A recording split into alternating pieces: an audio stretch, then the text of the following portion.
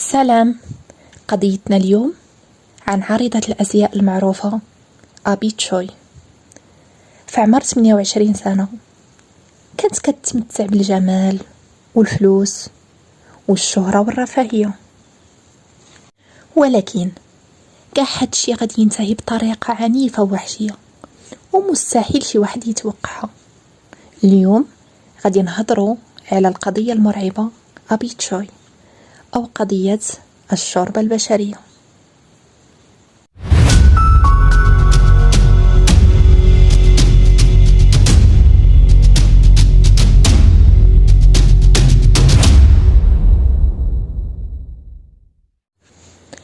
أجي نتعرفوا شكون هي أبي تشوي.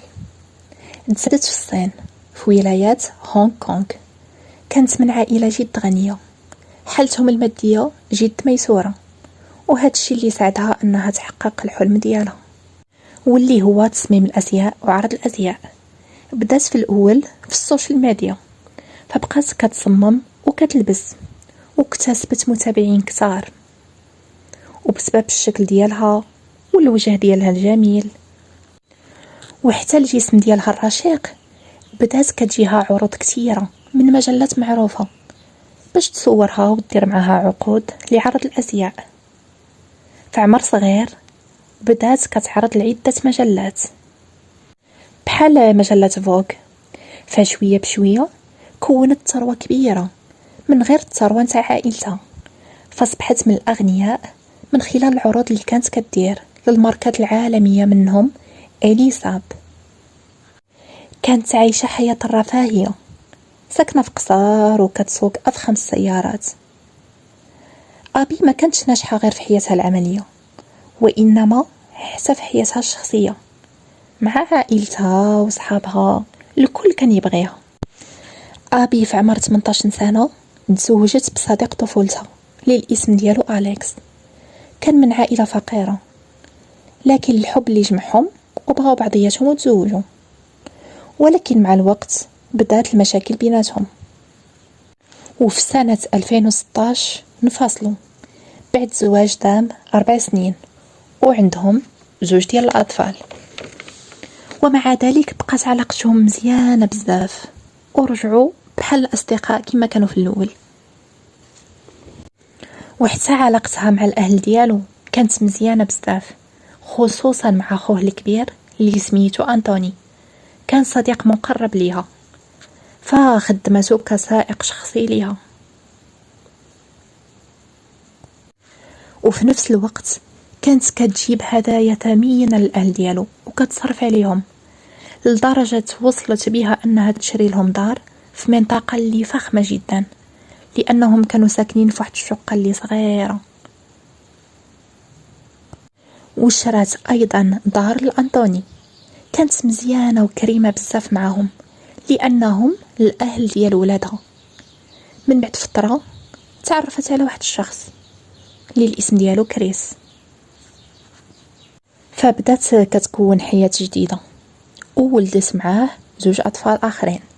ولكن هاد الشي ما خلاهاش أنها تقطع علاقتها بأهل طليقها، بقات كتصرف عليهم وكتاخذ لهم الهدايا وكتهلا فيهم، وكانوا كيظهروا معها في الصور وهما فرحانين، لأنها بطبيعة الحال خرجتهم من حياة الفقر والقهر اللي كانوا فيها لحياة الثراء والبرجوازية. دابا غادي نمشيو لشهر 2 من سنة 2023. جات لأبي واحد الفرصة ذهبية اللي كانت دائما كتحلم بها، أنها تبان في غلاف مجلة فرنسية مشهورة ومعروفة نتاع الفاشن. فكانت هذه هي الفرصة اللي كانت كتسناها باش توصلها للعالمية. فبطبيعة الحال قطعت البيي ومشات لفرنسا، وبقات كتشارك مع متابعيها في انستغرام جلسات التصوير نتاعها والحفلات اللي كانت كتحضر لهم مع شخصيات معروفة في مجال الموضة. ولكن اللي ما كانتش عارفة أبي أنه في هذه اللحظات اللي هي كتستمتع بالأوقات ديالها كاين بعض الأشخاص اللي كيخطوا أنهم يقتلوها.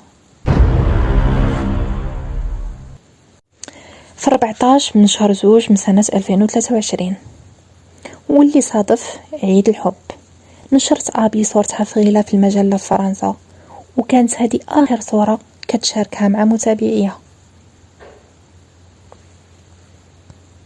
من بعد رجعت أبي لهونغ كونغ، وكانت فرحانة أنها تشوف ولادها بربعة ورجلها وعائلتها.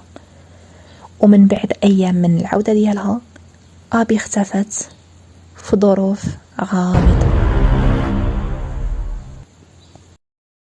نهار 21 من شهر زوج بلغ راجلها كريس عن اختفائها. أبي منعتها أنها كتدي ولادها المدرسة وكترجع تاخدهم، ولكن هاد المرة داتهم المدرسة وما بقاتش رجعت عندهم. حاولوا يتصلوا بها فما كانتش كتجاوب، فتخلعوا عليها واتصلوا بالشرطة. أول حاجة جات في بالهم أن شي واحد خطفها وغادي يطلب فدية، بما أنها واحد الشخصية اللي معروفة وغنية. ولكن داز الوقت وحتى واحد ما اتصل، لا برجلها ولا عائلتها. هنا الشرطة بقى كيدور في راسهم أن شي حاجة وقعت لها. من بعد بقاو كيحقوا ويشوفوا مسارها.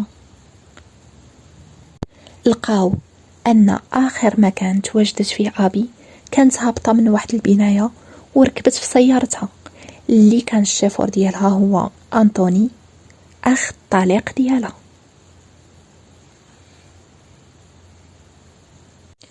الشرطة مشاو للمنزل نتاع عائلة الطليق أبي اللي شراتو لهم باش يسولوا أنطوني، بما أنه السائق الشخصي لأبي وكان آخر واحد معها كاميرا المراقبة.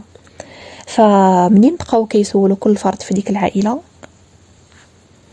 فالكل قالوا بأنهم ما شافوهاش من وقت سافرت، وأنطوني قال لهم بأنه داها المدرسة ورجع، وكان باين في كاميرا المراقبة أنه ما داهاش من طريق المدرسة. واللي أثار شكوك ديال الشرطة أن الأجوبة ديالهم كانت متشابهة، يعني بحال شي واحد اللي حافظ. مثلا واخا يكون عندنا نفس الجواب ولكن كل واحد كيعبر بالطريقة ديالو، ولكن هما لا، كانوا كيجاوبوا بواحد الطريقة اللي مثلا الهضرة حافظينها. فالشرطة طلبت أنها تقلب التليفونات ديالهم، وبالفعل بداو كيقلبوا، وكانوا في نفس الوقت كيحاولوا يوصلوا لمكان تواجد تليفون ديال أبي. وأخيرا ظهر بأنه أن آخر مكان تواجد فيه التليفون ديال أبي في شقة في واحد القرية اللي بعيدة. واكتشفوا أيضا أن التليفونات ديال الأب ولدو بزوج أليكس وأنطوني حتى هما في نفس النهار اللي اختفت فيه أبي كانوا في ديك الشقة. فهنا الشرطة اتجهت نيشان لديك القرية، فمشاو لهاد الشقة باش يقلبوها، واللي لقاوه فيها جد مرعب. الشقة كانت عبارة عن مجزرة، كان الدم في كل مكان، كان متواجد فيها الشاقور وعدة سكاكين، المهم تماما بحال شي مجزرة. لقاو أيضا دماسك وليقات ومنطويات كلهم عامرين بالدم. لقاو الحقيبة ديال أبي في واحد الغرفة، ولكن أسوأ حاجة هي من حلو الثلاجة. لقاو زوج سيقان بشرية، وفي نفس الثلاجة لقاو قداري أو طنجرات عامرين شوربة، ولكن في هاد الشوربة فيها الخضرة واحد اللحم اللي بان لهم مختلف. فالتحليلة أكدت بأنه لحم بشري. لقاو بأنهم كلاو كمية كبيرة من هاد الشوربة واحتفظوا بالباقي. تحليلات الADN أكدت أن السيقان واللحم وللأسف كانوا نتاع أبي. كاميرا المراقبة اللي في هاد الحي فين متواجدة هاد الشقة المرعبة صورت واحد الراجل داير ماسك وهو خارج من الدار بواحد الصندوق اللي بلاستيكي واللي دارو في سيارته. غالبا غادي تكون بقية أجزاء المفقودة ديال أبي بحال يديها اللي ما لقاوهمش، هذا الراجل اللي خرج في الصندوق كان هو الأب ديال أليكس وأنطوني. فهنا الشرطة اتجهت نيشان للدار باش يلقيو القبض عليهم.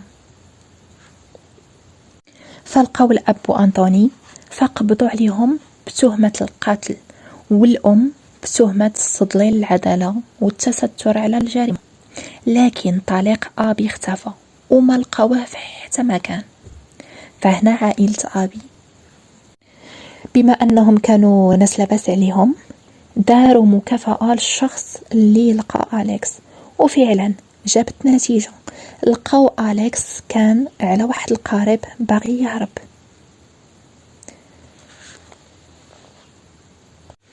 دابا السؤال اللي غادي يجي في بالكم، علاش قتلوها بالرغم من أنها كانت مزيانة معاهم ومهلية فيهم ودارت فيهم غير الخير؟ غادي نقول لكم كاين من بين الأسباب هو الطبع والجشع والغدر. تعقلوا على الدار اللي قلت لكم بأنها شرتها لهم. أبي قبل ما تموت كانت باغية تبيعها لأنها كانت محتاجة بزاف للفلوس، ووعدتهم أنها تشري لهم شقة بثمن أقل، فهما ما تقبلوش هادشي. فالأب قرر أنهم يقتلوها باش الدار تبقى ليهم. هما في الصين عندهم واحد القانون في شكال، مثلا واخا الدار كاتبها في سميتهم، ولكن الشخص اللي دفع الفلوس هو اللي يقدر يتصرف فيها. فهما فكروا بأنها من غادي تموت الملكية غادي ترجع ليهم، فكانوا كيخطوا لهذا الشيء منين كانت في فرنسا. نهار 21 من شافت أبي خارجة من ديك البناية كان عندها تصوير، فركبت سيارتها باش تجيب ولادها، ولكن أنطوني ما داهاش المدرسة، داها من طريق القرية. وفجأة دخلوا في واحد النفق، وهنا كان يستناهم أليكس، فطلع وفجأة وضربها راسها، تما فقدت الوعي أو ماتت. فداوها للدار وفصلوها. ولكن شنو السبب اللي خلاوهم ياكلوها؟ صراحة حتى واحد ما عارف، واش من كثر الحقد عليها أو هم من آكلي لحوم البشر، حتى واحد ما عارف هاد القضية.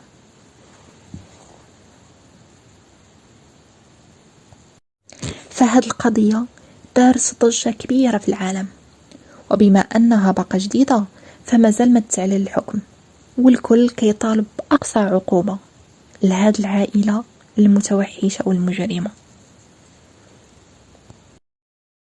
أصدقاء أبي وعائلتها ورجلها قالوا أنها كانت واحد الإنسانة اللي ظريفة ومزيانة بزاف وكريمة وكدير الخير، فما تستاهلش هادشي اللي وقع لها.